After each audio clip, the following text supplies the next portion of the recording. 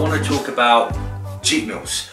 Some people like to call them cheat days, but I want to more specifically focus on cheat meals, because cheat days, that's completely just bullcrap anyway. We want to throw that whole idea of having a whole day of eating of anything that we want to.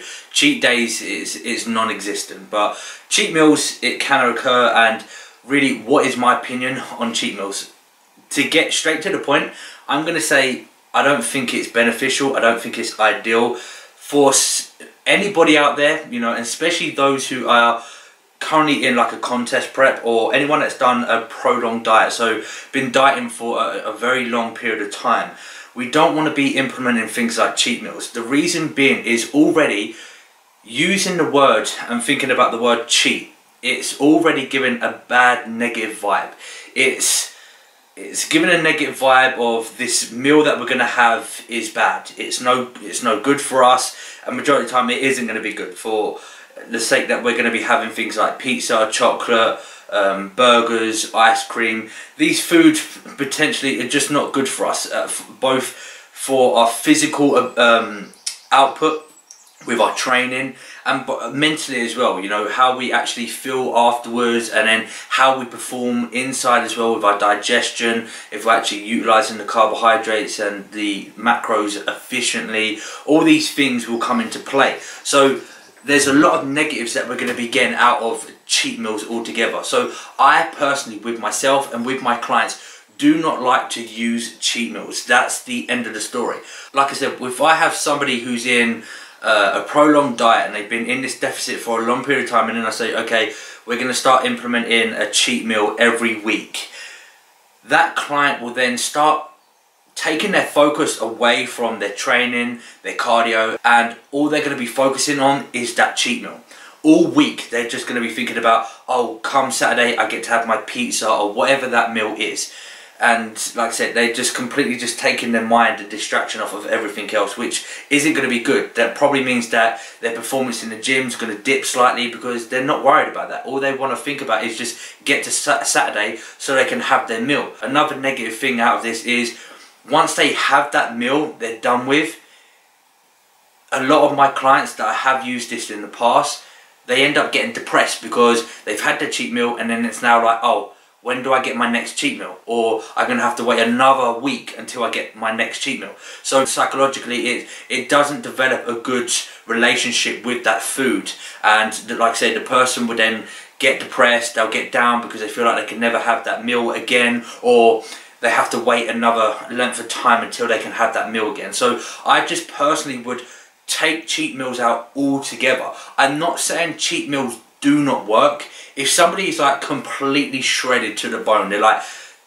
turned inside out, they're like 2% body fat, and they're about to step on stage like this weekend, then maybe they could get away with having a cheat meal and there won't probably be any effects. And as well, if they have that willpower to have that meal and then crack back on with it. But overall, for the majority of people, I just personally wouldn't use it, for the sake of all the negative impacts it has on us. So when it comes to like cheat meals, what we need to think about is, why are we thinking about adding in a cheat meal?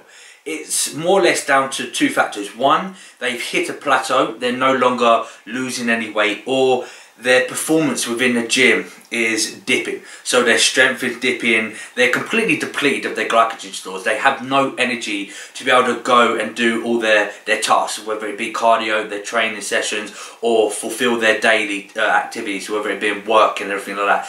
So we need to instruct some sort of refeed or cheat meal to give them that boost of glycogen, so that energy that they can actually go into their next week refueled, re-energized, and be able to perform to 100%.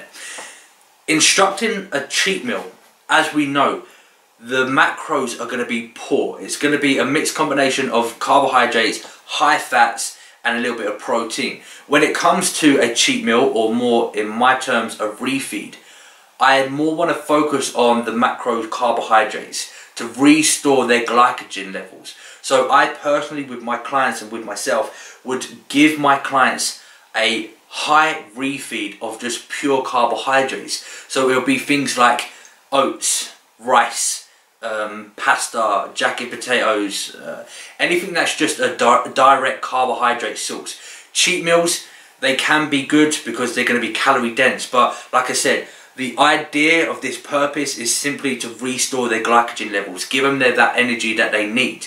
So using something like a pizza, it's going to be very high in fats and it's going to be high in carbohydrates as well. So we want to make sure that we're getting a heavy deposit of glycogen and not so much fats. So that is why I would completely rule out pizzas and burgers and things like that. But we also have to take into consideration the accuracy of it. Whenever it comes to a cheat meal, nobody's ever going to be really tracking it. Nobody's going to get their pizza and then weigh every single slice out, or get their burger and weigh the burger and then with their chips and weigh every single chip. You just won't do it. Loads of people, they'll have their cheat meal, they order it, or they'll go out to a restaurant and then they just order what they want and they'll just eat it and demolish it. You don't really get a good accurate tracking of the amount of calories that you've intaked from that meal, the carbohydrates, fats and proteins. So it's not healthy. You're developing a bad relationship with food.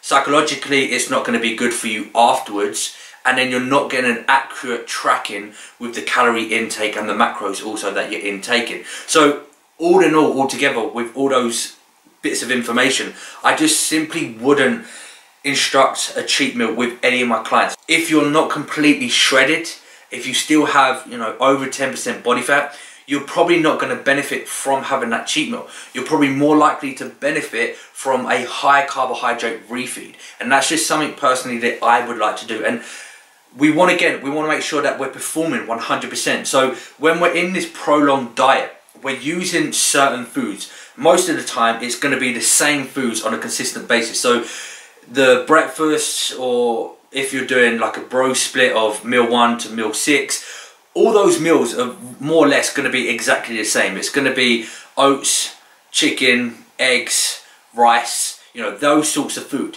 So why is it that when it comes to a refeed, when you need to restore your glycogen levels and give yourself a boost of energy, why are you going to completely come away from the foods that you are already using that's giving you that energy to be able to perform really well within your training sessions, being able to fulfill your tasks throughout the day, get your cardio sessions done, and then have something like a pizza or a burger when this is something that your body hasn't had in a long time. So you don't know how you're going to digest it well.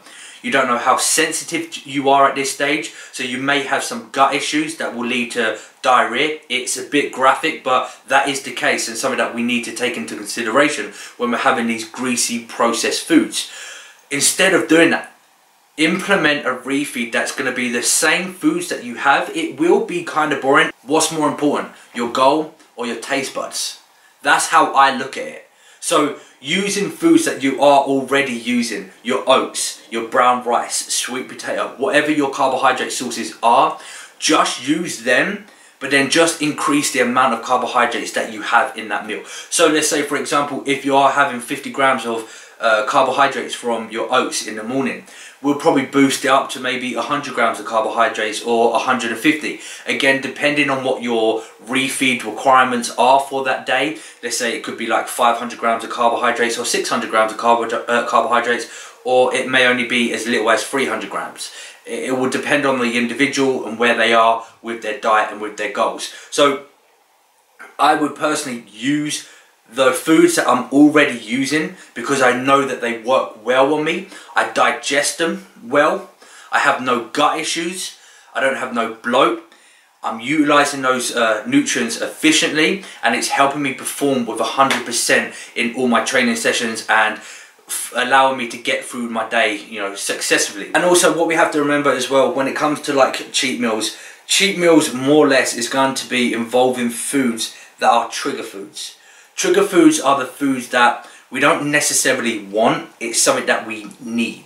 We feel like we need that food, and that when we have it, it can trigger off an effect that we need more and more and more of it. So like I said, going back to the willpower, a lot of people will have these trigger foods, the cheat meal, and then afterwards they'll have a difficult time trying to get back onto their, you know, their nutrition plan. They'll get they'll find it hard to getting back to having their plain oats and chicken and rice, and then it could eventually lead to a domino effect when they eat more and more and more of that trigger food, because it's releasing that trigger of those cravings that that individual wanted. So for numerous reasons, mainly for relationships with food, I would not instruct cheat meals for anybody, and I wouldn't advise anybody to be using it. So hopefully this video gives you a little bit of a better understanding from my perspective of cheat meals and what I think of them. So as always guys, if you have any other questions, don't forget to drop a comment down below. If you enjoyed this video,